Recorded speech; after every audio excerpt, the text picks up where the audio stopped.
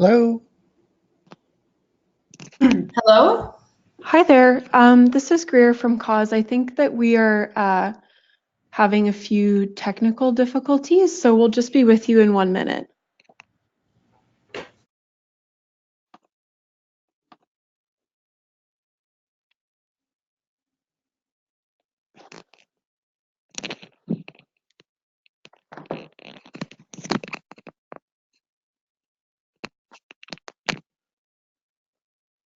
Michelle, I'm just going to call you back.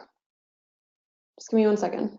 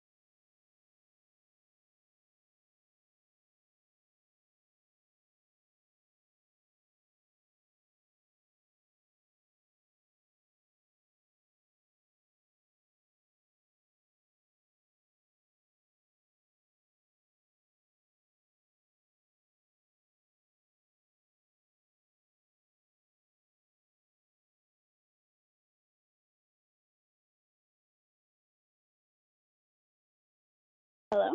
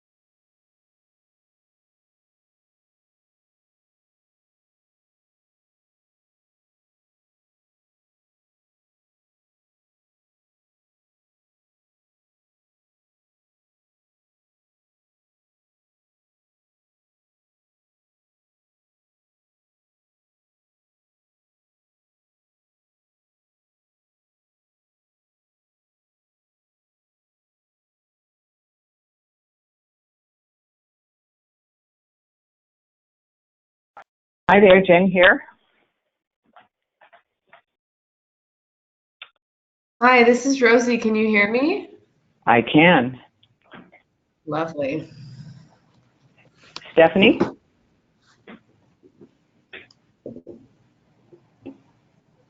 Are you there? I'm here. I'm here. Excellent. Michaela, are you here? I know she's on, but it's just whether or not we've got the audio.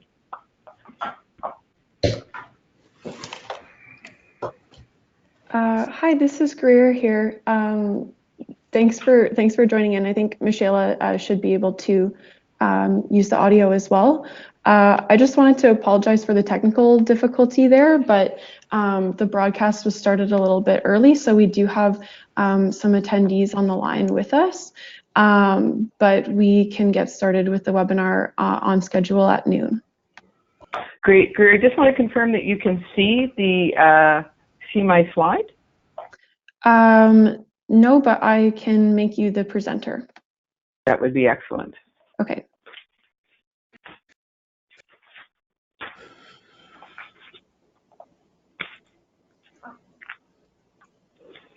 And welcome to those who are already online. Thank you for joining us. We will get started at noon, officially.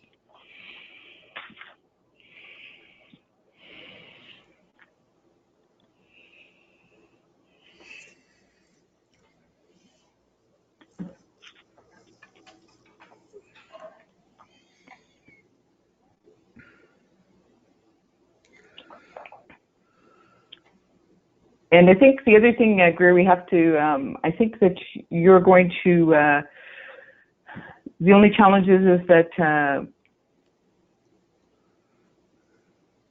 there we go. Can you see my screen? Yep, I can see Perfect. your screen. Great. And so we'll, and I know, Greer, we've got the polls, so in the initial stages. Mm-hmm. And then towards the end. So Rosie, Stephanie, are you good? Yeah. We're good. Excellent.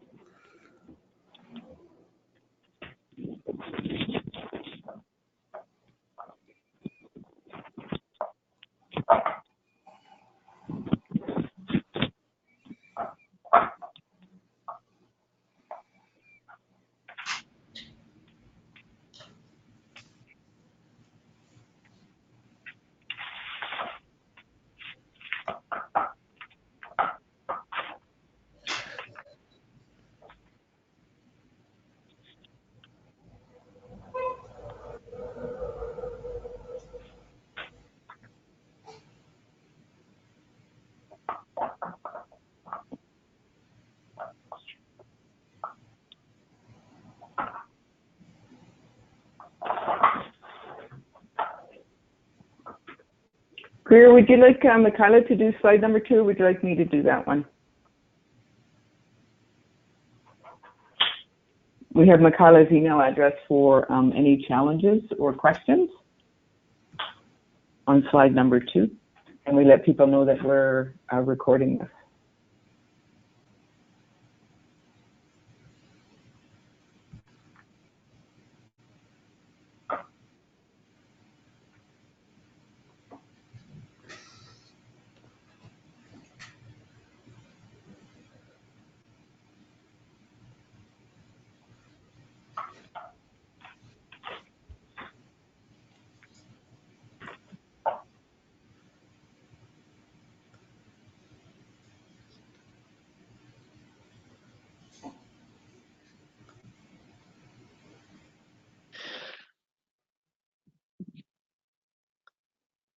Hi there, Jen. I just want to make sure that everything's good with Michaela to take over the moderation. So Michaela, can you unmute yourself?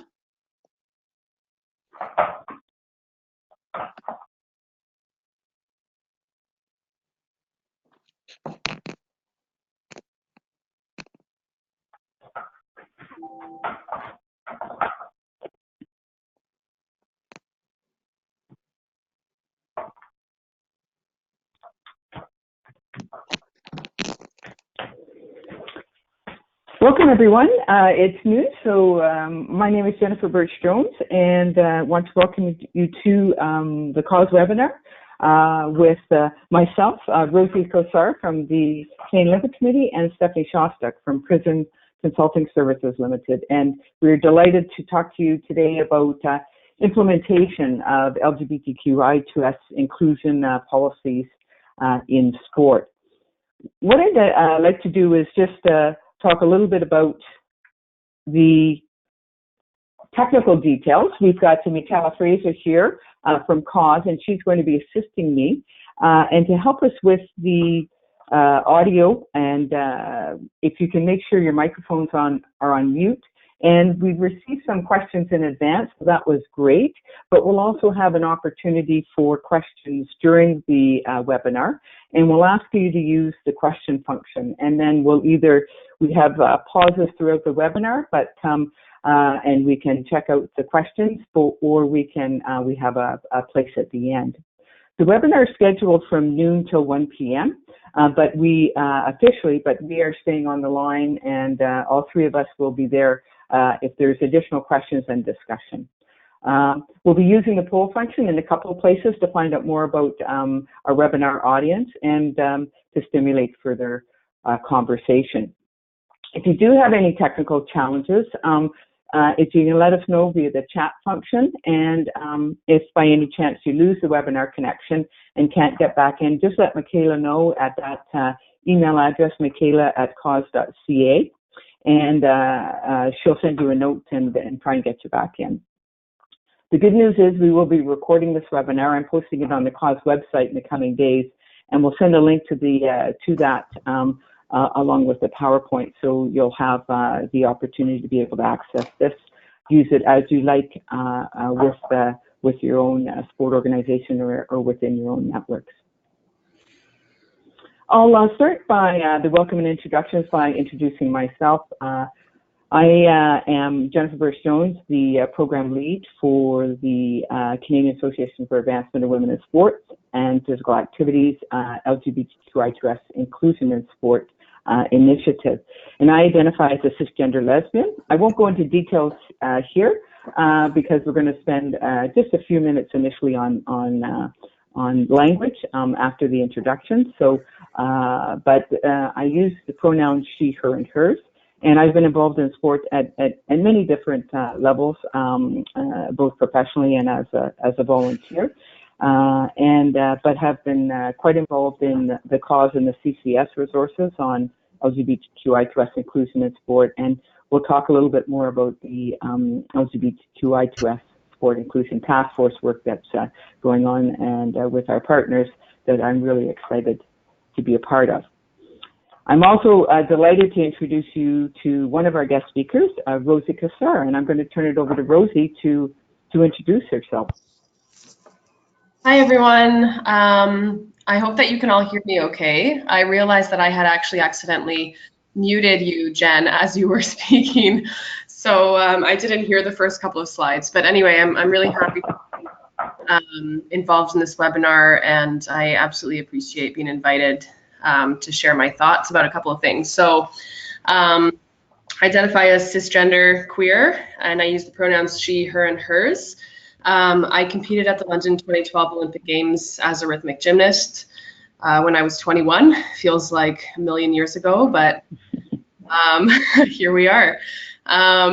So something there, first out competing rhythmic gymnast. That's an interesting one because it's not necessarily something that I'm proud of. It's more so something that's there to kind of identify that there's an issue, if you know what I mean. I've been working with the Canadian Olympic Committee for the past 3.5 years as a consultant, working on their LGBTQ inclusion in sport program, commonly referred to as One Team. So that's kind of been my main project over the past few years, and I continue to fulfill that role today. What takes up a lot of my time these days is my school. So I'm in the paramedicine program at U of T and with Centennial College. So that's kind of a different world for me, and it's a very exciting career that I'm going into. And then I also kind of stay involved through my university with positive space initiatives, and also with women in sports and physical activity committee that I chair with the University of Toronto Scarborough. Anyway, thanks all for being here, and we'll pass it over now to Leslie. Great. Thanks so much, Rosie. And over to you, Stephanie. Good morning, everyone, or afternoon, depending where you are in Canada. I'm located here in Edmonton, Alberta, Canada.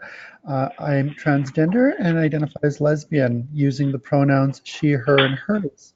When I transitioned in 2013, I became the first high-level amateur sports referee that was transgender in North America. I am still the current president of the Volleyball Alberta Officials Association. I'm also a nationally certified Volleyball Canada referee who referees volleyball up to including college and university, both in Canada and the United States.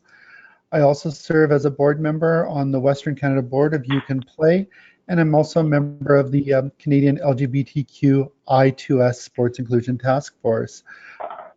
And it's my pleasure to be here today. Great. Thanks so much. And as I say, I'm delighted to have both Rosie and Stephanie joining me today to talk about implementation. And really the webinar is about helping you deepen your understanding of what organizations are doing to make their sport more welcoming to sexual and gender diverse identities. And so, and we'll do this by sharing current initiatives and good practices, but also providing opportunities for you to ask questions. We think that that's really, really critical. And some of the questions don't always have a short answer, but hopefully we can provide you with information that helps and advances your understanding. In terms of the approach, we're just going to spend a few minutes on basics and not too long, but we want to make sure that the terminology we use subsequently is everybody's got the same understanding of it. And then talk a little bit about why this matters. We'll focus in on this because you may be in a position where you may be a champion in your organization, but you may be having to talk to other people and convince them that this is LGBTQI2S inclusion is just a good thing to do. So we want to talk a little bit about that, but really the focus is going to be on taking action and additional questions and discussions. I'm going to turn it over to Stephanie now to just walk us through what we call the basics, and we'll give you some resources that if you want to dive deeper into that at the end of the webinar, certainly that you can do so. But turn it over to Stephanie now to talk just a little bit about what we mean when we talk about LGBTQI2S, and then delve a little bit more into some of the some of these definitions. So over to you, Stephanie. Thank you, Jennifer. Before we go there, did we want to do the poll? Oh yes, thank you very much. We forgot to. That's great. So, Michaela, we want to see who else is here, And we have about 15 to 20 participants. Thank you so much for reminding me. And if we can do a couple of polls and find out who we've got online. Okay, I'm launching the first poll right now, and it should pop up onto everybody's screen.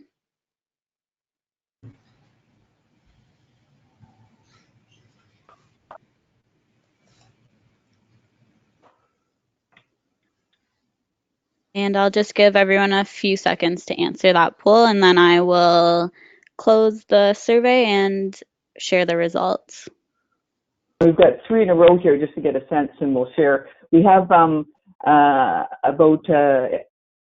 23, 24 people here over and above the guest speakers and our CAAWS folks. So we'll just show those the poll results.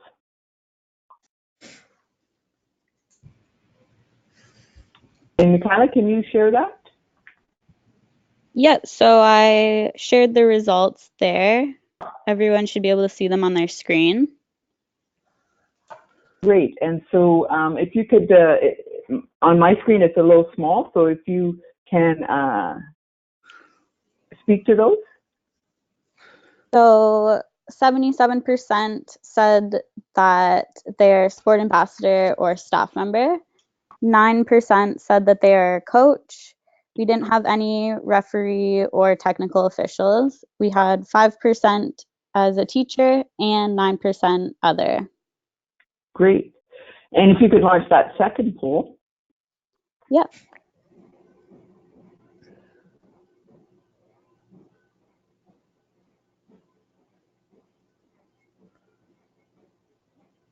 And the second poll should pop up onto your screen now.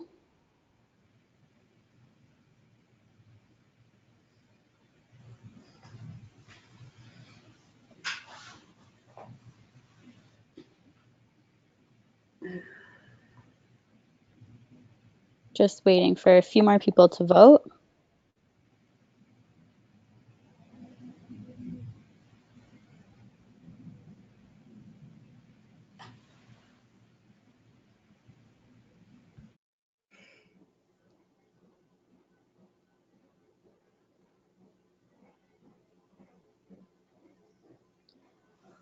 All right, so we had 23% from a national sport organization, 9% from a national multi-sport organization, 32% from provincial territorial sport organization, 27% from local sport organizations, and 9% from other. Great. Thanks. And Michaela, if you can launch that last poll, that would be great. Okay, I'm launching the third poll now.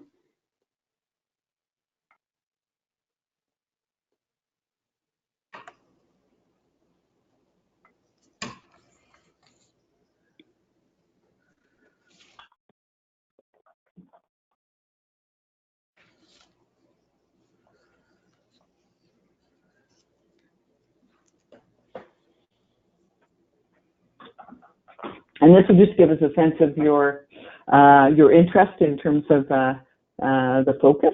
We're going to be talking about both, but and for any others, if we get any others, we'll ask you to just submit using the chat function. Okay, so we don't have anyone interested in sexual diversity.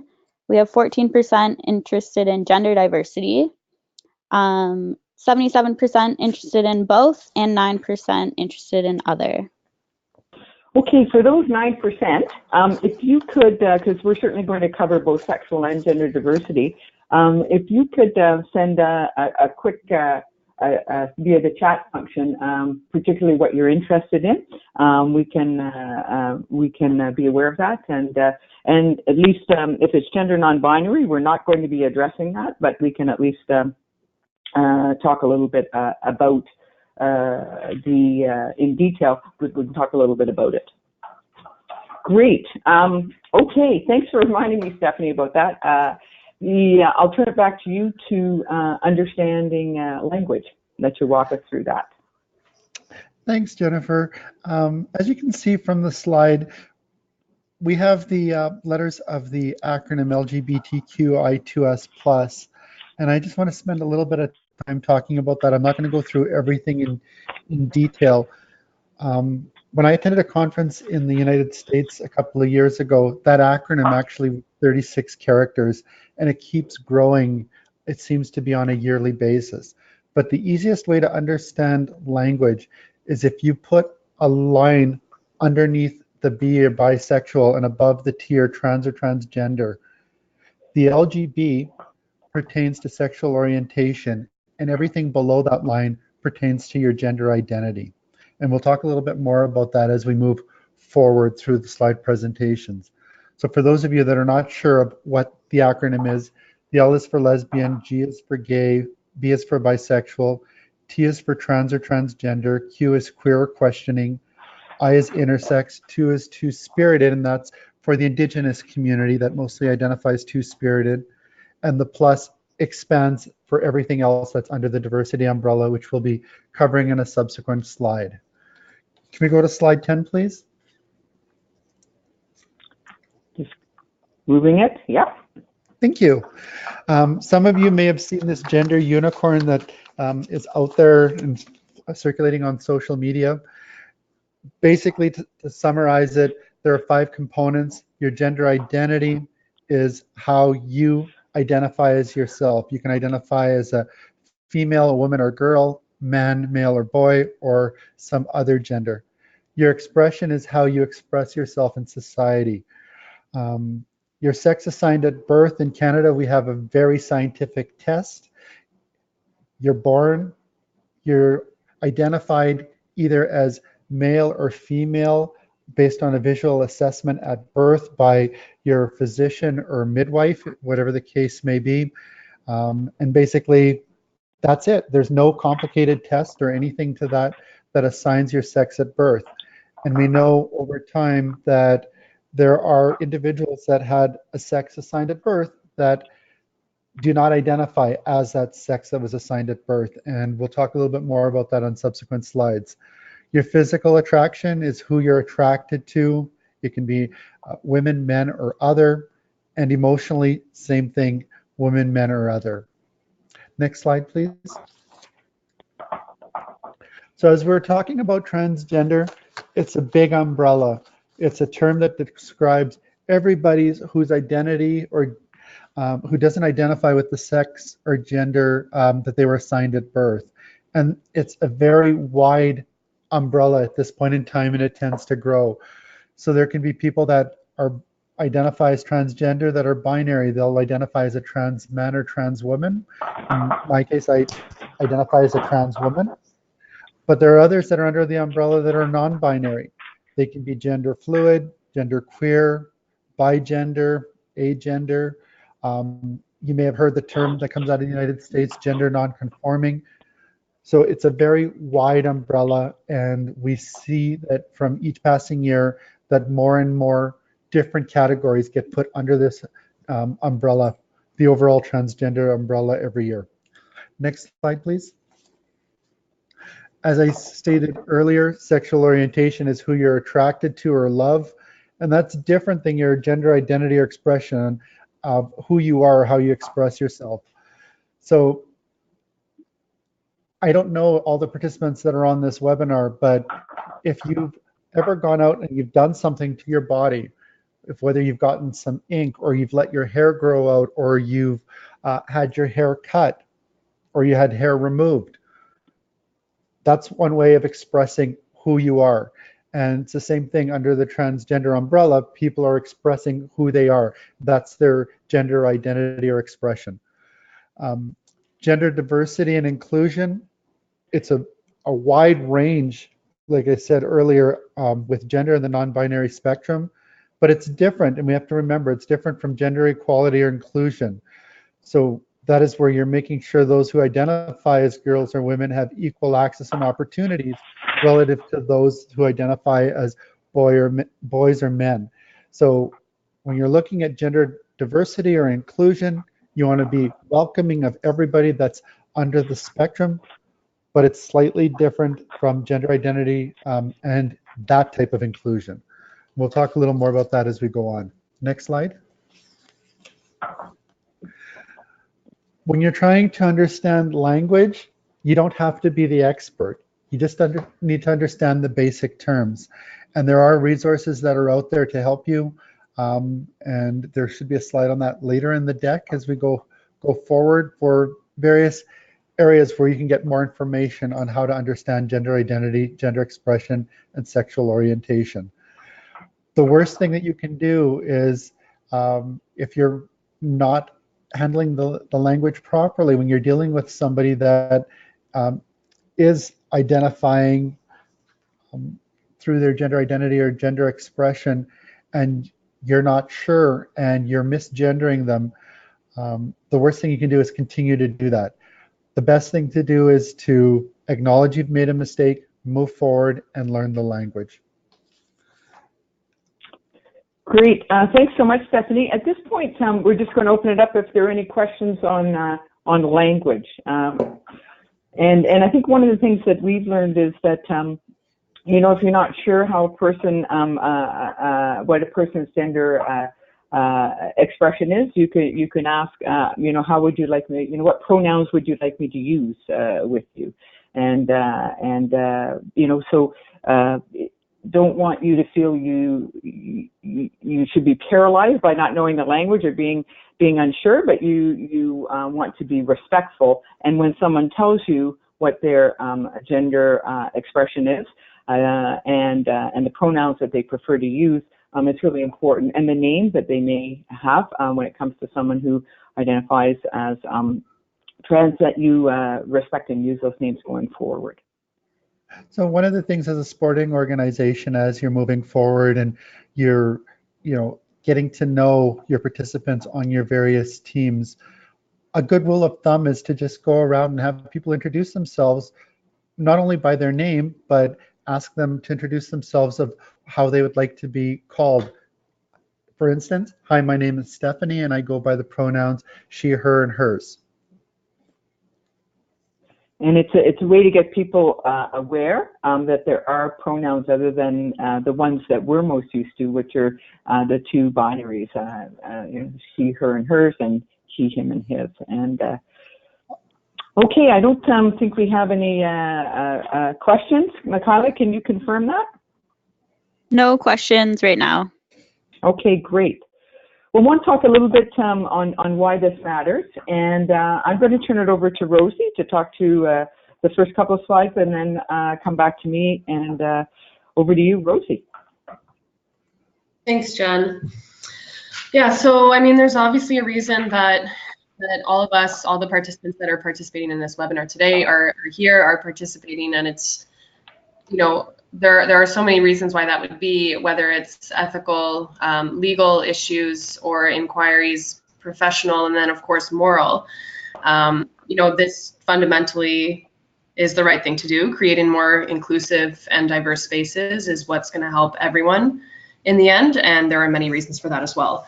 Next slide, please.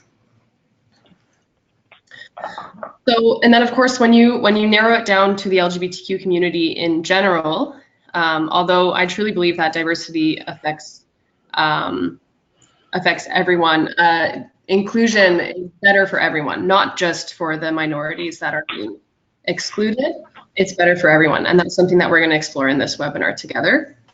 Of course, we have too many people dropping out of sport simply because they can't see themselves represented in the values of the space and the environment that they're participating in. And that's a very tragic thing, because you can't help but wonder how many potential world champions, how many potential Olympians were excluded before they were able to reach their full potential in sport, simply because of reasons of their sexual orientation or their gender identity that may not have been included or accepted, or worse.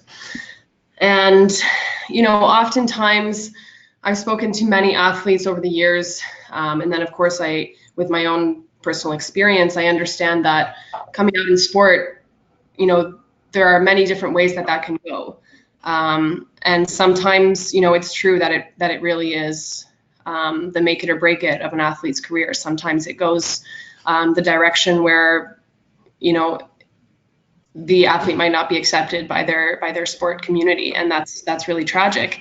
But at the same time, sometimes you get the athletes who spend so much of their careers in the closet for fear of coming out, just because they don't know what to expect on the other side. And that's kind of the issue that we're talking about here, because I find that, you know, a lot of the reason that people stay in the closet in the end is because of silence, number one. People, like Stephanie was saying, people are afraid that they're going to make a mistake and say the wrong things or not use the right language. But in the end, that silence, that withholding of trying, of taking those steps, is what leaves athletes in those positions of staying in the closet for that long. But what I'm getting at is, oftentimes what you hear is when athletes are finally able to come out, sometimes that surprises them, and it turns out that the experience is much better than what they had thought it would be.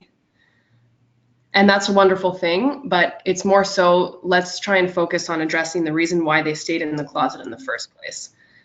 What you'll hear a lot, again, from many athletes who have come out during their sport experience is that when they finally are able to come out and be their true selves, their athletic performance and athletic capabilities skyrocket at that point. And if you can imagine, just like any professional in a workspace, in an organization setting, you name it, it's a global universal factor that if you're able to bring your true self to whatever it is that you're doing, you're able to bring your full potential and you're able to bring your 100%. And that's what everyone should have the opportunity to be able to do. That's where the real change happens. And that's where the real athletic performance and potential comes to the surface. I know that in my career, when I decided to come out, it was a really difficult time, but when I finally did embrace myself and I realized that, you know, at least my teammates were really on board and supportive of me, my athletic performance improved significantly, and it was really remarkable. And actually, everyone in my community noticed that change. So that's something that's really powerful, and that's something that we really need to be able to make sure that athletes are able to bring their entire selves to what they're doing every day. That's really the only way that it can happen. Of course, you know, what we know as well from the LGBTQ community is that there are serious statistics on the consideration, attempt, and result of suicide by LGBTQ people who are unfortunately not able to bring their full selves to what they're doing and to their communities and environments. Over to you, Jen. Rosie, before you move over, can I just interject?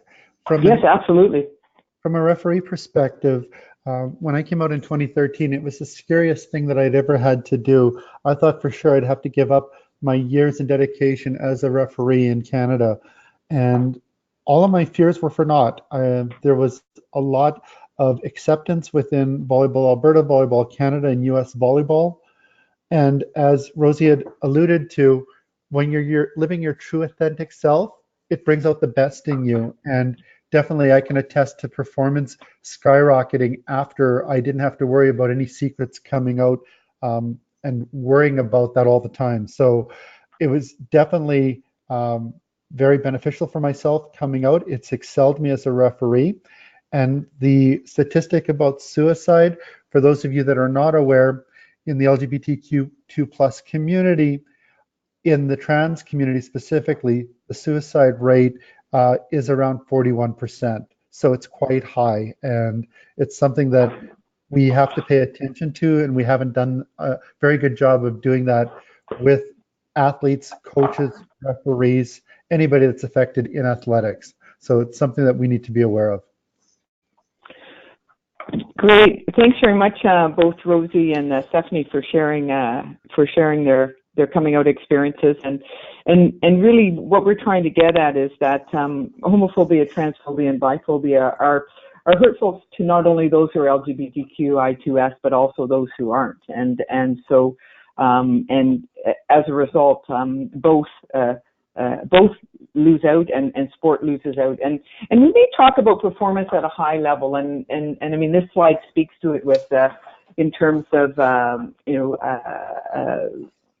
the Aaron McLeod with the soccer team, but any athlete like Rosie, a high performance athlete, speaks to that. But many of our athletes never make it to the high performance level, but sport is a place where they may feel that they, it's a good place for them. For Mark Tewksbury, it was a place where he could excel and be away from the bullying that he was subject to at the school and in his school environment. And so, really, what we want to do is we want to create that space where it will be safe for and welcoming for all who identify, so that the benefits of sport, which we know and is one of the reasons why we're passionate about sport, are realized. So I would like you to think a little bit as you're moving, looking at, and some of the work I'm doing with VS Sport is around sustainability, and how can we make LGBTQI2S inclusion sustainable within an organization? And so, and we're coming at it from a change management perspective, because there's a wealth of literature on change management, and so we're trying to integrate the two. And so would ask each of you to consider, and I would view you as champions in your sport. You may not you recognize that, but certainly being an ally and a champion for sexual and gender diversity. But so what's the primary motivation for your sport organization? And even amongst your board, it will differ, those different reasons. And, who else needs to be convinced to ensure this is an ongoing aspect of what the organization does and becomes, integral to that? And what more needs to be done to make this sustainable after you're no longer involved? And it may take more time, but it certainly you will have a legacy impact if you can make it sustainable. Just stop here in terms of any questions on why this matters before we get into the taking action.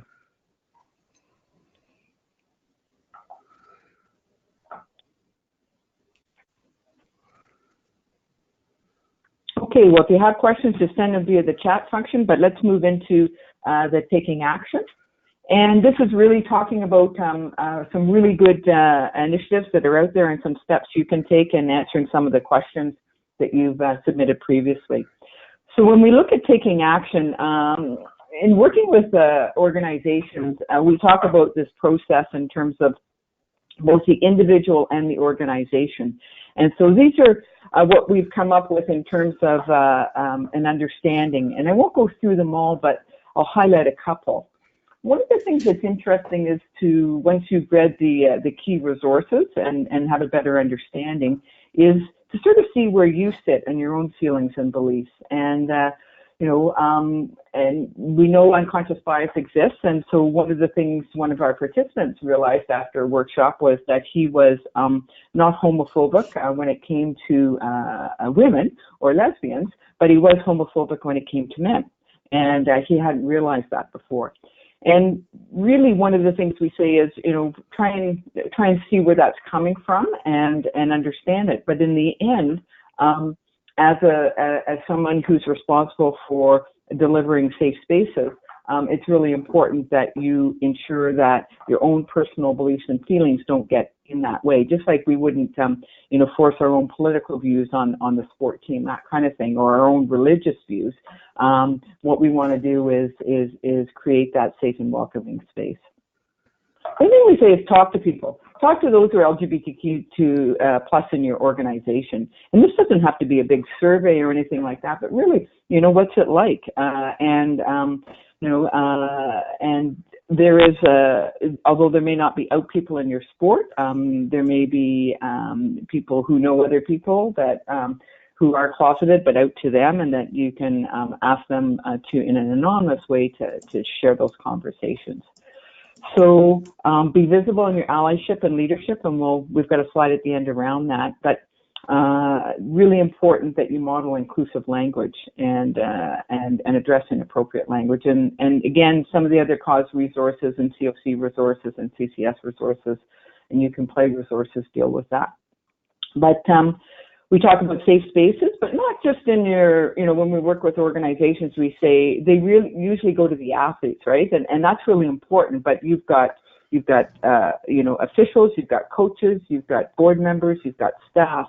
And so what are your obligations, as an employer around LGBTQI2S employees as well as others?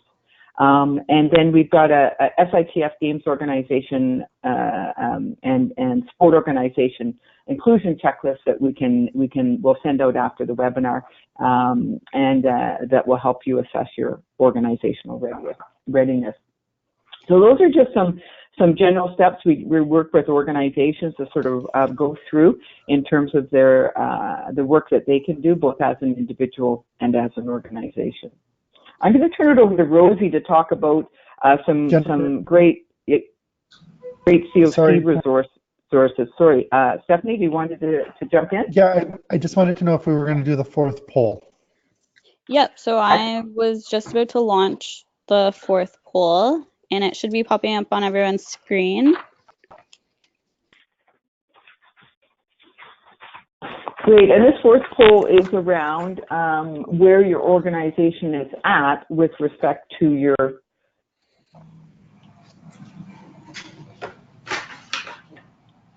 gender and sexual diversity policies and initiatives. Just waiting on a few more people to vote, and then I will close the poll.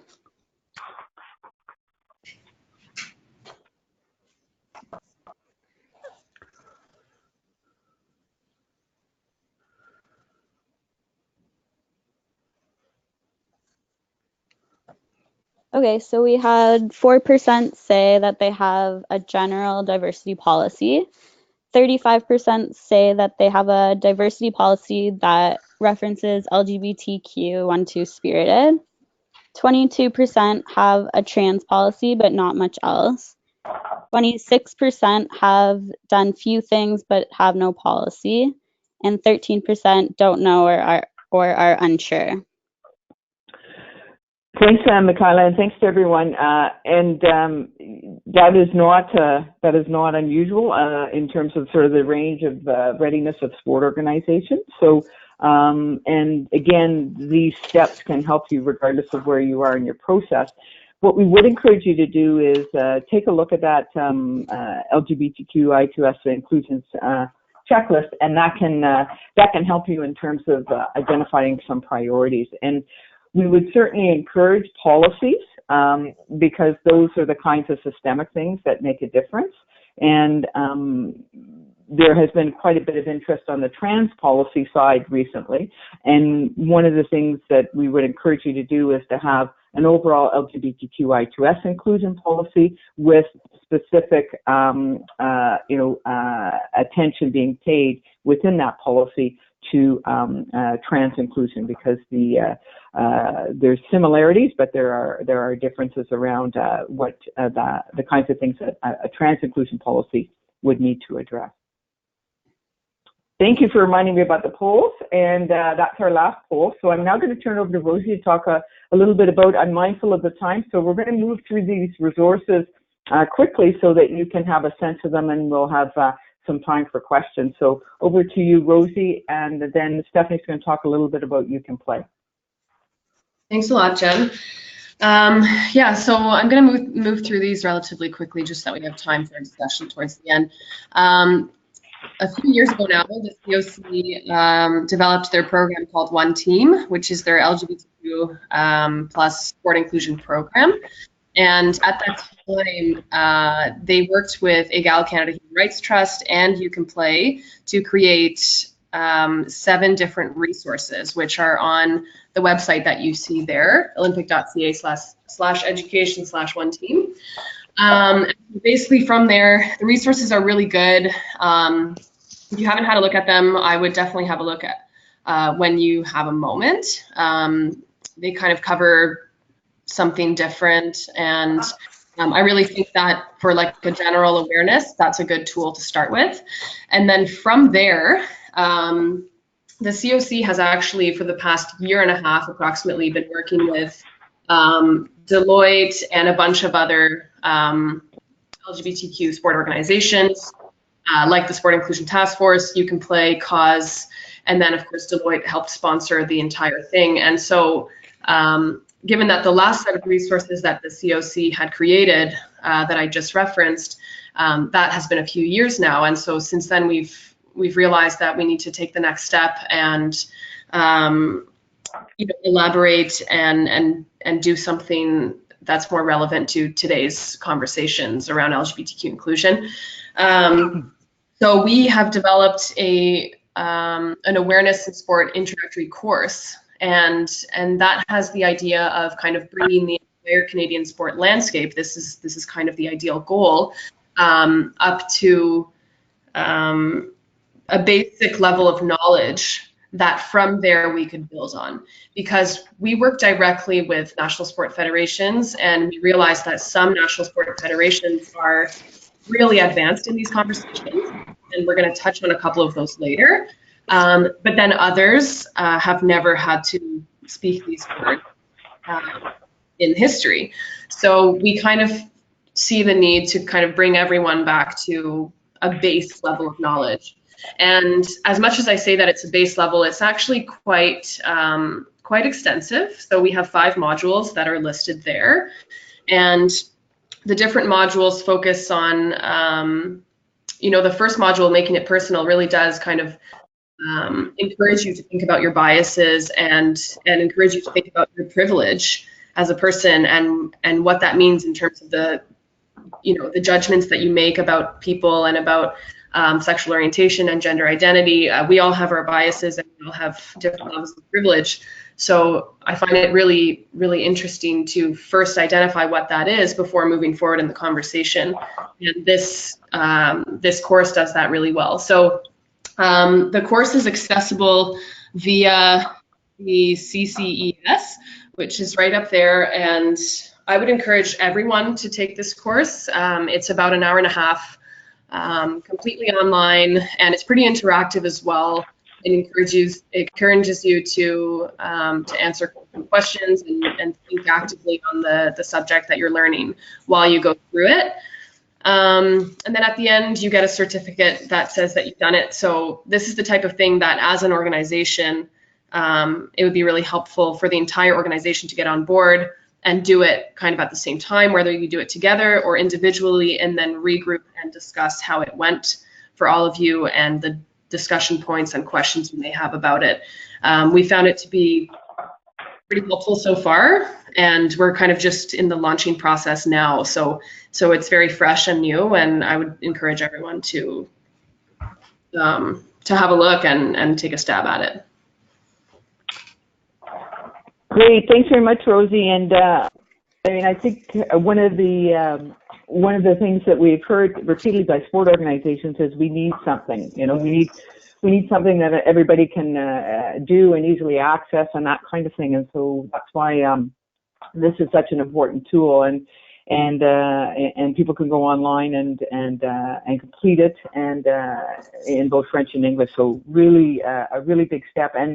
And we're really interested in feedback on it, so that's we look forward to hearing any feedback you have, and COC welcomes that. I'm going to ask Stephanie to talk a little bit now about You Can Play, probably an organization many of you have heard from, but just to briefly move us through a little bit about the organization and the resources that they have. Thank you, Jennifer. Next slide, please. Basically, You Can Play is there to ensure safety and inclusion for participants in sport, including the athletes, coaches, and fans. And we want to strive to focus on the skills, work ethic, and competitive spirit of an athlete, not their sexual orientation or gender identity. Next slide, please.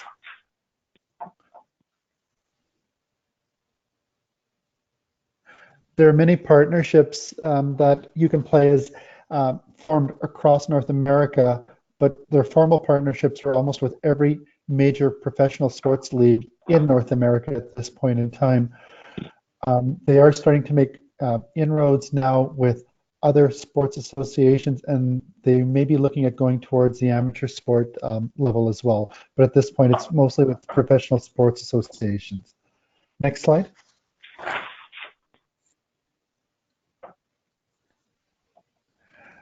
There are additional resources that are available on the You Can Play website. The link will be presented at the end of this presentation, and it's there for the athletes, for allies, for everybody, just to get more information on how we can educate ourselves and to continue this conversation. Next slide. We know that change cannot happen without the support of everybody and everybody that wants to stand up and speak out for equality. We need to treat everybody the same, and we need to team up and have respect for all. Okay. I'll turn it over to you, Jennifer. Great, and as you can see, the COC and the You Can Play resources, along with the CAAWS and the CCS resources, give you a great sort of starting point, and as well for sharing with your colleagues, and you can find what works for you amongst these resources and use them. We've talked a little bit about this organization. This is basically a group of organizations that are working together in this space, and we've been around for a couple of years now, where we're supported by the COC and in terms of our monthly meetings, and people are welcome to join. We work by teleconference, and we engage interested people working in this space. And so we've done some work. The one that I'm going to talk about, in addition to the inclusion toolkit I mentioned, talk a little bit about the work that's going on in NSOs. And so what we've talked about is having a sport organization action plan. So really an abbreviated version that's focusing on a sport organization of those 5 steps from those 8 steps earlier. But really, you know, what do we do with an organization when you were saying, okay, how do we do this? How do we talk about this? And we've done it with, you know, national sport organizations, but it's also very applicable to and can be scaled to the size of your organization. The first one I'm going to talk about is one that is very comprehensive. It's being done with Skate Canada and through the assistance of a Social Sciences, Humanities and Research Council grant, a 3-year grant. So they've got, you know, quite a bit of money to do this work. But the good news is that everything that they're doing is going to benefit us in terms of having more resources available and learning from what they're doing. And so the first shot is being led by Dr. William Burdell from the University of Calgary, and a former competitive figure skater and an out gay man, and Ilan Yampolsky, who is the director of Safe Sport at Skate Canada. And so they're in year 2 of a 3-year project. And what I've given you is a screenshot of their organization and the work that they're doing there. And it's just, and you can see that you have members of Skate Canada participating in the COC's Pride Parade initiatives. And this was the first time that this had happened this past year. And so in terms of their participation, having staff involvement. And so really this demonstrates a strong visual presence, commitment to it, and it's on the website. And it's a very simple web page, and then there's resources on sex, gender, and sexuality that the Sport Inclusion Task Force has developed, and when you go to that link, that's all that's there. So that's really a very simple web setup that is under their Safe Sport initiative. But they're doing quite a bit of work. So in terms of educational resources, updating policy statements to include gender identity and gender expression. Sexual orientation was already included there, and so that was really important for them to also include gender identity and gender expression. And so when you're going through your own policies and documents, you really shouldn't have sex there anymore. You should have gender or gender identity and gender expression. So the more inclusive code of ethics. Rosie and I were involved in a full day of training for their national office staff, and they have a new national trans inclusion policy, and in 2017 and 2018 participated in National Capital Pride. So they're still doing work on reviewing the rule books, policies and procedures, interviews with LGBTQI2S members and NSO staff, and a survey of membership. And as I say, this is very comprehensive and with the assistance of a 3-year grant, but what they're learning and the tools that they've developed to do this will become available to us. So one of the things that William's working on right now is coming up with how to do a review of policies and documents to ensure that they're inclusive of gender and sexual diversity. So that will be a simple how-to that organizations can use. Another organization that we've worked with is Gymnastics Canada, and I'm going to ask Rosie to talk a little bit about where that initiative's at. Again, this is their screen page under Safe Sport, and it takes you to a link that you can go to that talks about inclusion and their LGBTQI2S inclusion work and the commitment to that. So maybe Rosie, just talk a little bit about Gymnastics Canada's work here. Yeah, thanks, Jen. So I've been involved with Gymnastics Canada's pilot project on LGBTQ inclusion for the past 1.5 years, and actually Jen was really involved in it as well for the first year of it to really get it going, and did a really excellent job. So since then, we've kind of been working towards developing formal goals and objectives on how we're going to start delivering this inclusion program within Gymnastics Canada. So I'm really happy to say, honestly, that they are committed to this project, and they're following closely in the footsteps of Skate Canada in the right direction. So that's good.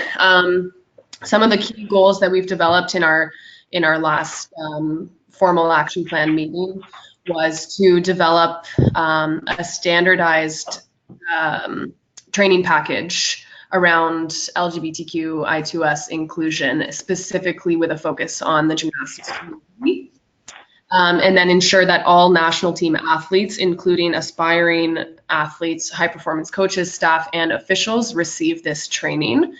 So that'll be delivered, created and delivered by Gymnastics Canada itself, and go out to the entire Canadian gymnastics community. So that's really big as an education piece. And then they're also included is a training for Gymnastics Canada staff and board of directors, provide access to learning in a sustainable way. So through an onboarding process and orientation, annual opportunities for updated learning, etc. They are committed to enhancing their visual presence of their commitment to the LGBTQ inclusion program and project through, public messaging at national and international events, and that meaning, visual support mechanisms. More than that, they have a big project waiting to start, and that's their ambassador program. And so I'll probably be pretty involved in helping to launch that. I believe it will look kind of similar to how the Canadian Olympic Committee has their ambassador program, where we have Team Canada athletes who are ambassadors for LGBTQ inclusion, and that includes allies and members of the community itself, who go around sharing messages of inclusion, and we kind of provide them with a platform to do so. So Gymnastics Canada is kind of planning on doing the same thing with their own gymnastics community on a slightly smaller scale. So all good things are happening there, and that's kind of where we are right now with GCG. Great. And thanks, Rosie. And I guess the other one comment I will say is these are all scalable into your organization. So in terms of you may not be able to do it to the same extent, but you can have a web presence, some resources. You can have perhaps someone who you've identified as LGBTQI2S, who's publicly out, that can be, champions. And you can also have, regularized training and orientation with the resources that are out there, with your new staff, your new board members, and as well as key coaches and officials. I don't want to forget about the officials because they play a really important role. Mm-hmm. And this is again the work that VS Sport is doing. They have LGBTQI2S. There's a funding body for sport, the non-governmental agency in BC. And they have done some really good work around education, and now working with them with 4 pilot PSOs to advance the work and really try and make it sustainable before it's rolled out at a larger level. So the learnings from that will certainly, and resources will be shared. I talked about the LGBTQI2S organizational assessment checklist, and so that is, we'll send that out, and you can have that available. The SITF is about to launch its own website, but we're not quite there yet, so we'll have it posted there eventually. But for now, we can send that out. And I guess one of the things I'll ask Stephanie to talk to is about the importance of not only having a policy, but in this particular case, in all cases, the implementation of the policy. And it's not the only, a policy is great, but having it implemented in a good way is key. So I'll let ask Stephanie speak to this slide and some of the work she and I have been doing with Canoe Kayak Canada.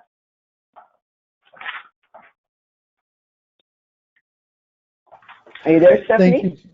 Thank you, Jennifer. Having a policy and having worked in the provincial government in Alberta, I can tell you that having a policy isn't good enough. Just because you have something written on paper doesn't mean that you've done your due diligence. Your due diligence is not only having the policy, but ensuring that there's buy-in from senior management, as well as direction and rollout throughout your entire organization. And Jennifer and I have had some work with Kayak and Canoe and Kayak Canada. There was a lot of time and effort put into developing their policy before it was brought forward to their board. They had key conversations, they educated their members. And the key is to ensure that once you have this policy that is approved by your body or your organization, to ensure that communication is out there to everybody within your organization. It doesn't matter if it's a first-year athlete or somebody that's been there decades. It doesn't matter if it's a brand new coach or somebody that's been there a long time, or even a referee. Ensure that they're all aware of what your policy stands for. And that will be the best way of implementing this policy within your organization. Not only is it wise to have strong inclusive language, and there are a lot of examples out there within various organizations for policies, but you need to get that communication and get that message out. And then most people will think that you've done your due diligence once you've put that policy out there and you've educated people, but you're not done. You have to continue to look at that on a regular basis. With anything, things change, terminologies change, rules and regulations may change that you may cite in your policy, or standards that are out there, and you're going to have to ensure that your policy is up to date. So, like I said, just having a policy on paper really doesn't cut it. You need to ensure that you have that communication, make sure that you get that messaging out there, and make sure that you update it on a regular basis. And one of the things, thanks Stephanie, one of the things we found is that you can never plan for every contingency. And so, questions will come up that you never thought you would, oh, okay, I hadn't thought of that. And so that's why that monitoring is key. So CKC held a webinar and and a lot of officials were on because in their sport, officials are the first line, in terms of they get asked, well, what about this, what about that? So we've talked a little bit about, thank you, Stephanie, we've talked about asking about gender. So, and what I would say to you is that it's really important around confidentiality, that we ask for gendered information quite often in in sport because we're, very used to, female sport, male sport, which category do you fit in? And even on co-ed teams, we usually have limits on, male and female participation and that kind of thing. And so what we want to emphasize is the importance of having, when you collect this information now, that it is confidential information, and you have to be careful, especially if someone is disclosing that they are trans or with this information, that it is confidential. And it may be that you are fine with that and are welcoming and respectful, but maybe someone else is not in your organization. And so really want to emphasize the importance of confidentiality so that that individual is not placed at risk in any way. And I know Stephanie's been involved in this, but in terms of the work going on in Alberta and also in BC, because we do, and federally, we currently don't have a recognized way to sort of a best practice to ask for this information. And even Census Canada hasn't quite figured it out yet. And so these are evolving ways to ask for this information. So replacing what is your sex with what is your gender or what is your gender identity, and female, male, another option to disclose or prefer not to disclose. And you can, if you don't have a qualitative field option, you can have just the three as another, but just having it closed and no option to identify. And I know that VN Sport is working on this as having a non-binary option, and then the federal government, Stephanie was saying, is moving to three options, male, female, and not disclosed. Stephanie, anything to add there? No, I think you've nailed it. One of the things I want to talk about, just to finish off with, is inclusive language. And really important, we've talked about this before, just assume that there are LGBTQI2S team members or organizational members or family members, and to use that inclusive language. And one of the things that I think is really important is using gender neutral language. And we use a lot of gendered terms in sport. And so what you want to do is, instead of saying, a gender term like hi guys, which is highly gendered and doesn't include women, hi folks, hi team, hi staff, hi everyone, and move away from those gendered terms. And it's a hard habit to break, I know, but it certainly is a way to be respectful and inclusive with the language. I've added this slide for certainly a question we got prior to, we have one of our colleagues who is with a national sport organization whose team is going to a qualifier in Russia. And so one of the resources that we talk about at the high performance level is being mindful of safety. And this is the ILGA map for sexual orientation laws in the world, and they also have a report on trans laws. They don't have a visual for it, but this individual reached out and said, how can I be, I have a woman on the team who identifies as LGB, and I want to make sure that this is a safe trip for this person over in Russia. What can I do? And so we've included this to those of you involved in international work to really be mindful of this. Rosie, do you want to speak a little to your experience about being in Russia as a competitor and as someone who, any advice you can give Chrissy?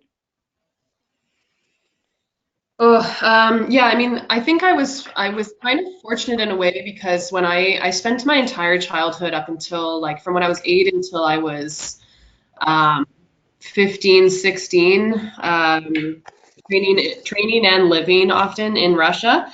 And thank goodness, like, what I'm trying to say is that was before I came out to myself,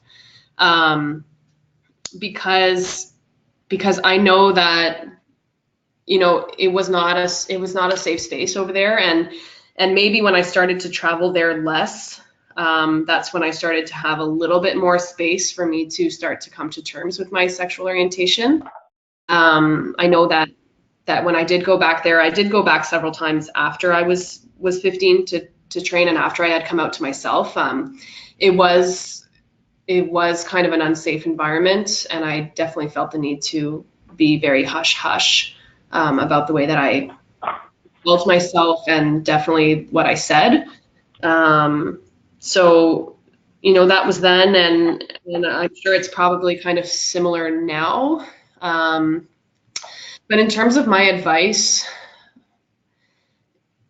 unfortunately, like I do think it would be important to be careful. I would never ask someone to be less authentic. I would never ask someone to hide themselves in any way. Like that's not an option. So it's just a matter of for as long as you're in the sport facilities and things like that, it shouldn't matter. I can't say that it won't.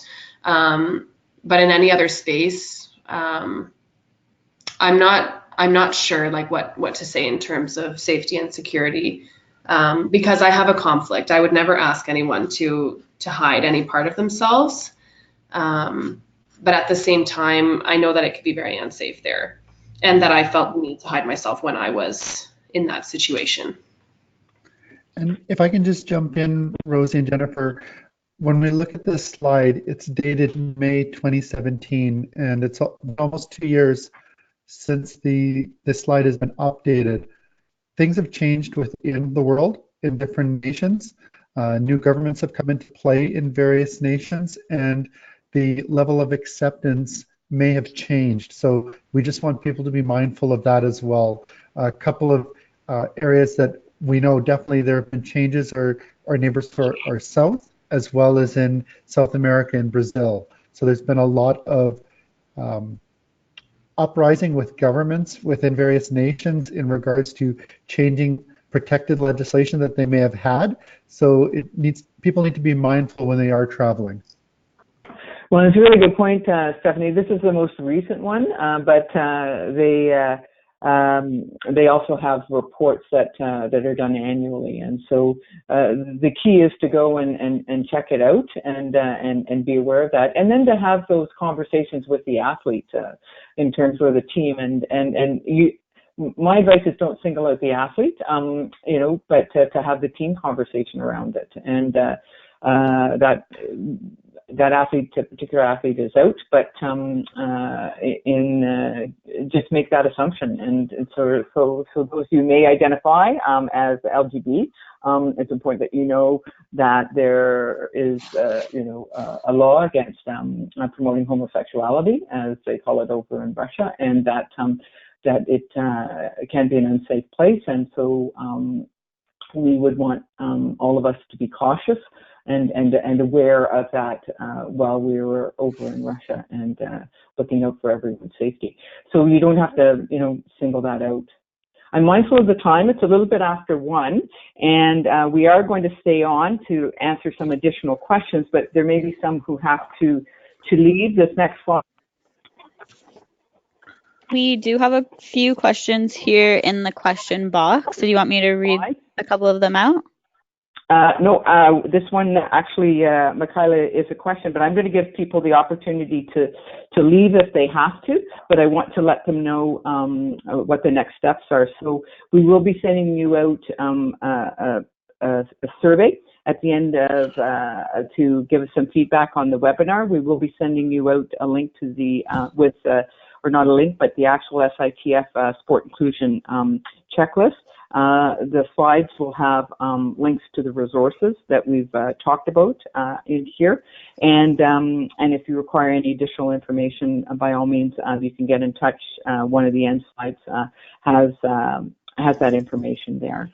So those of you who have to leave, thank you very much. For those of you who can stay on, we've got a couple of questions that we want to address, and before we sign off.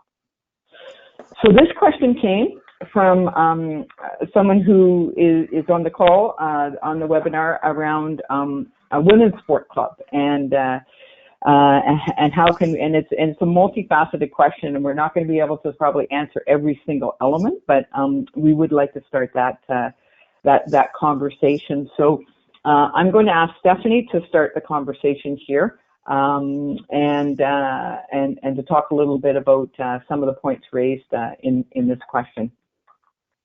Sure. I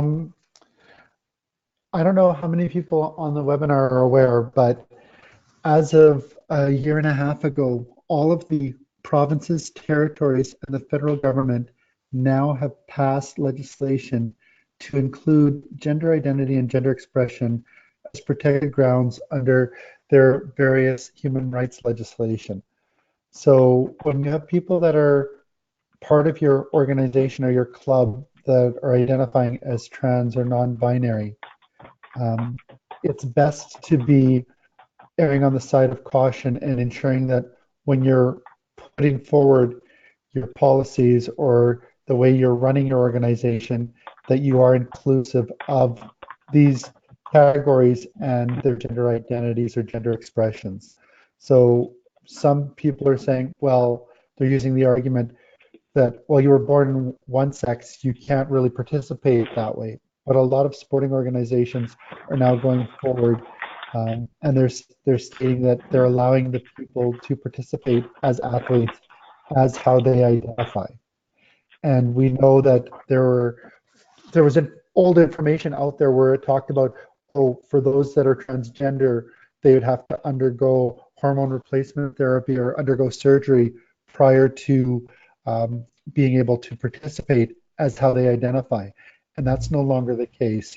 Things have changed over time, and a lot of organizations that I've been working with across Canada have been changing their policies and procedures to state that they're allowing the athletes to participate as they identify without having to undergo any hormone replacement therapy or surgery. And key thing to remember is that some people that identify as transgender may not undergo any type of surgery. They'll identify as trans and live their lives as they identify, but they don't actually undergo any type of medical intervention. Well, and one of the things we know, Stephanie, thank you, the CCES has done the work on trans inclusion guidance for national sport organizations. One of the resources we recommend sport organizations read, and certainly based on best practice and expert opinion and a review of the research recommends that no medical interventions should be necessary for an individual to participate in the gender in which they identify. Now, having said that, there is a recognition that should it be a high-performance athlete who wants to compete at the international level, there may be more stringent policies in. But that is something that athlete would navigate with the support of their coach and make decisions accordingly. And so right. That's an important consideration. The majority are not at the high performance level. So. Right, and as you're talking about the high performance level in organizations or sporting associations, most of the organizations that I've worked with in their policies are pretty much on the same page, where they're stating that should there be any policies that are coming from the international body, those will supersede the policies of your organization. Exactly. And I think the conversation around signal that how the conversations need to be truly inclusive. It is important to have the conversations and to with your board and with your key leaders in your organization, because there's a lot of myths out there. There's a lot of negative misinformation and concerns around competitive level playing field. And so I would encourage you to read the position statement on trans inclusion in sport that CAAWS has developed, that addresses a number of the supposed concerns about trans women competing and a level playing field. In terms of the signal that we're welcoming trans and non-binary identities, I think you have to be explicit. You have to. I was just working with an organization to sort of make sure that when they send out employment notices for opportunities, what kind of language should you use? So to make sure that both trans and non-binary identities would be welcome, as well as those of differing sexual orientation. And so it's got to be explicit. You know, it's got to be on your website. It's got to be in your documentation. And then, you know, in terms of being inclusive in our language and other practice, again, if you have voices there, just talk to people. How are we doing? You know, and have those conversations. So I think that's really important.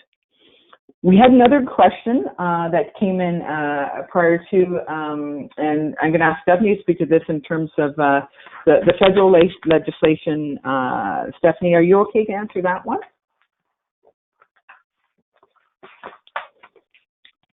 This was the federal legislation, and would it require people to take hormonal treatment in order to participate in sport?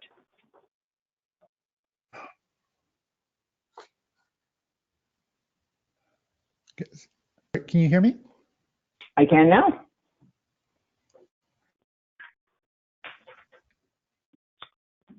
Okay. Are you there, Stephanie? Sorry, We're not. the mic was cutting in and out, so I just wanted to make sure. What slide are you on, Jennifer? This is just we're still on slide 45, but the question that came in by email earlier with respect to Bill C-16 and whether or not that this would require an organization to have an athlete, you know, take hormonal treatment. Would that convene Bill C-16?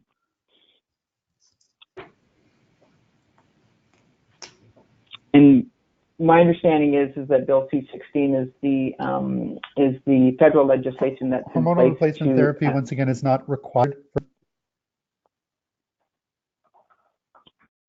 Sorry, Stephanie, I think you're cutting in and out.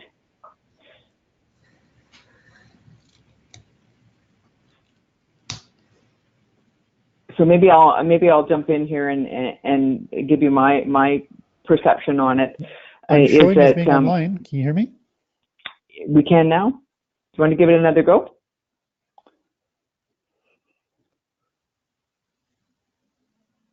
Hello? I think you're repeating in and out, Stephanie.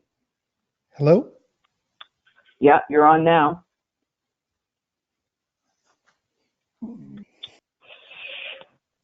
Okay, well, Stephanie, we sort of hear you and then don't hear you, so maybe I'll jump in and try and answer this one. The CCS guidance says that in order for a sport organization in Canada to require an athlete to take hormonal treatment,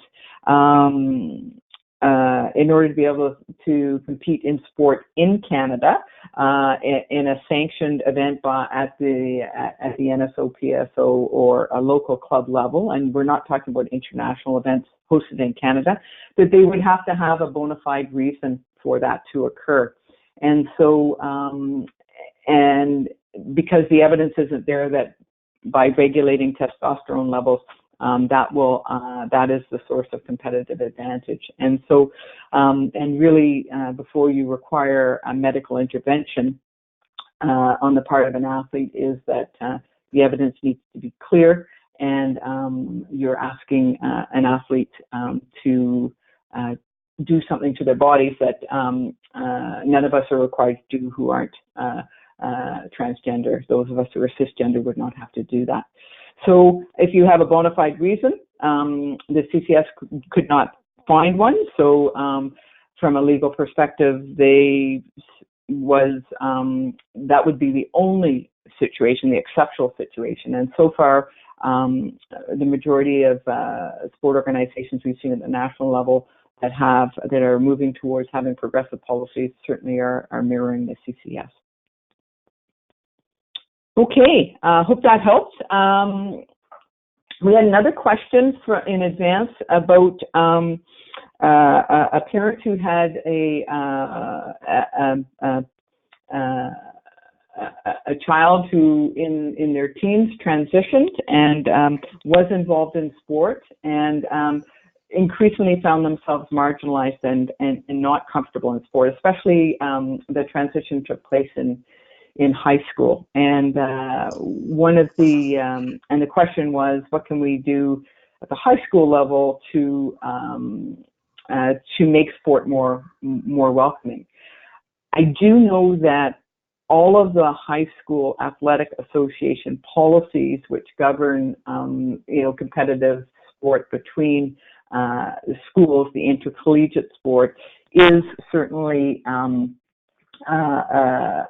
moved towards being more progressive and allowing individuals to participate in the gender in which they identify. Now, in terms of the actual climate and acceptance, that is dependent on the school leadership and the school culture, as we know, and that sort of sport community environment. So what can we do? I think we continue to work. We continue to try and do work with phys ed teachers and coaches and have this as part of the provincial curriculum so that they have the tools that they need to and the awareness that they need to be able to understand the important role they play in creating those welcoming environments and how to deal with athletes who are transitioning and to have those and to be supportive around that. So it is a challenge for sure.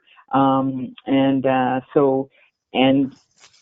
it's not in any coaching curriculum right now. We're trying to get it into the Coaching Association of Canada professional development content on LGBTQI2S inclusion, but right now coaches don't have any information on other than if they were to take it upon themselves to look up these resources or participate in a webinar like this.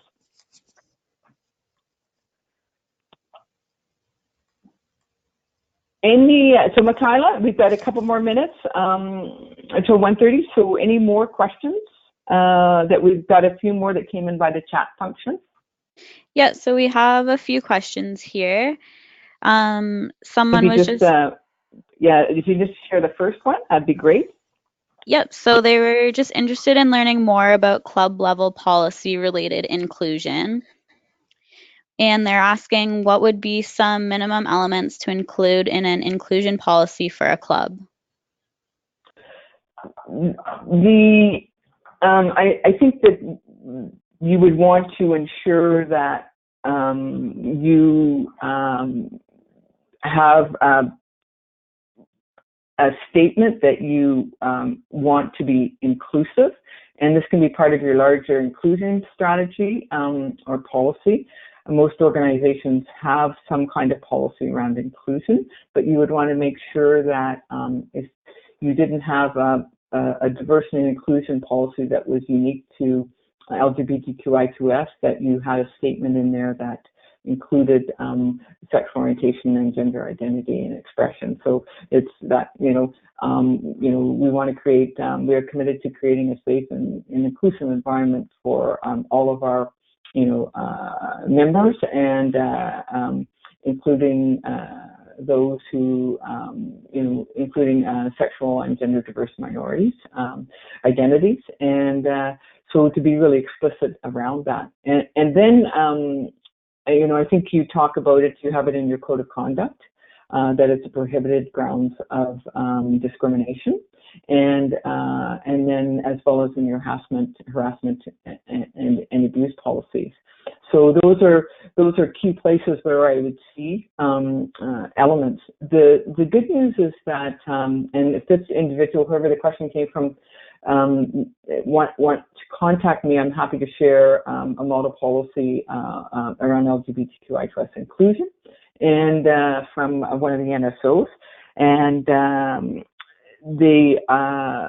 as well as a trans inclusion policy. But the CCS has recently developed a trans inclusion policy template that you can go and access, and it's got recommended core and non-core or optional sections. It's got a rationale of why you should include this and what it means, and then it has a sample text that you can use and revise as you like. So people were saying that's great, the guidance is great, but what does it look like from a policy perspective? So that is available on the CCS website.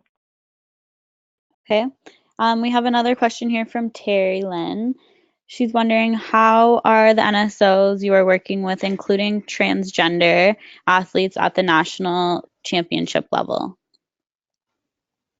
Well, it depends. The Canoe and Kayak Canada and a number of other organizations have basically said at the national championship level that it's important that we have allow our athletes to participate in the gender in which they identify. And then should they wish to go on and pursue competition at the international level, that they would then have to be in compliance with those international policies, where they're more strict, and almost all of them are. And I don't know all of these, but I know of in one instance where they have made a condition of being selected to a national team, that individual must be eligible and to participate internationally and meet those eligibility requirements in terms of the more stringent ones. So in that particular case, where your national championships is a selection, that individual will not be allowed to participate.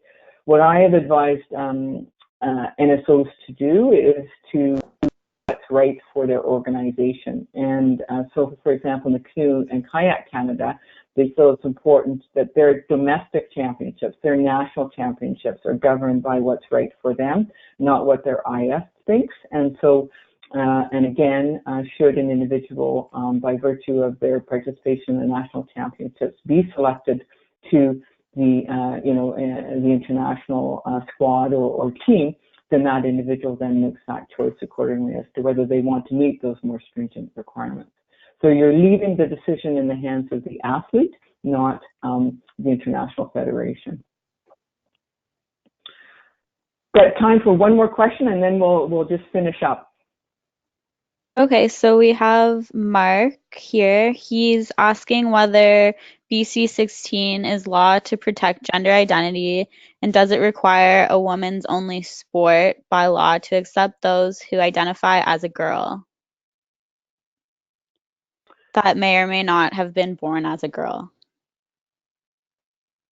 So I think I Stephanie alluded to this earlier, that, I mean, basically, if an individual identifies as a female, and that person should be allowed to play, should be welcomed and allowed to play in a female-only sport.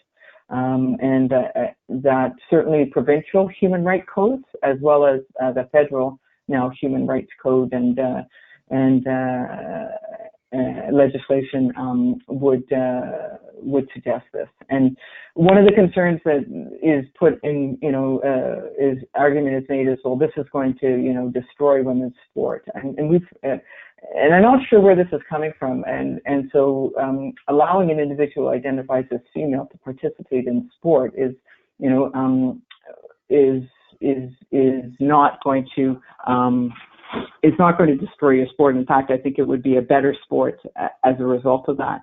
But there's sort of this myth out there that there's going to be, an influx of, trans girls and women into sport. We are talking about creating welcoming spaces, and for all those who identify as female, and so. Now that doesn't mean you don't need conversations and be really intentional about how to create those welcoming spaces, because we're not there yet. I'm going to finish off with the slides, I think, at this point, and if you have additional questions that we haven't answered, we'll try and get back to you. I just want to say that a lot of these questions that get asked, you can't really give a simple answer to, because they require a consideration of a number of things. So what I would encourage you to do is that when new questions arise, think about what's our applicable policy, right, or recommended practice. Have a conversation with the individual who identifies as LGBTQI2S, and what would they feel most comfortable with. Does our LPAD suggest anything? And once we've made a decision, is there anyone else we need to communicate that with, while still respecting that individual's right to privacy and confidentiality, and what changes, if any, are required to our practices. And there's no one size fits all. Every situation will be nuanced, and sometimes it will be a minor, and you'll be dealing with parents. Other times it's an adult, and you'll be able to have those conversations with that individual. But there are going to be situations where questions come up, and so that will hopefully help you navigate. These are some tips for being an ally. If you have a chance, I'd encourage you to listen to Francesca on the YouTube. It's just a short video. But one of the things we talk about is it's important to speak up and not over. And so to get your guidance from the LGBTQI2S voices in your organization, and that ally is a verb, and that it requires ongoing commitment and leadership. So we've got some CAAWS resources, and we'll make sure that we include we've got the COC and You Can Play links as well. And but we leave you with, as an individual and an organization, what more can you be doing to support this, and what, if anything, limits us from doing so. And if there's one thing that you want to commit to doing now, we'd love to hear from you and submit that on chat. And it's just gives us the sense that the webinar has made a difference, but also that the different kinds of things gives us a sense of what action and momentum comes out of this. I'd like to thank you very much for participating today, and particularly Rosie and Stephanie. There are great resources out there, and so we'd encourage you to get in touch with Rosie and Stephanie, and certainly I'm available as well. And we would thank you for your time, and we'll be making available the web recording plus just the slides on their own in a couple of days, and we'll send you those links as well. Appreciate your feedback. So thanks to Michaela, and apologies for the glitches, any glitches we had, but hope you found this a useful and informative webinar. Thanks so much. Thanks, Jen. Thank you. Bye, everyone.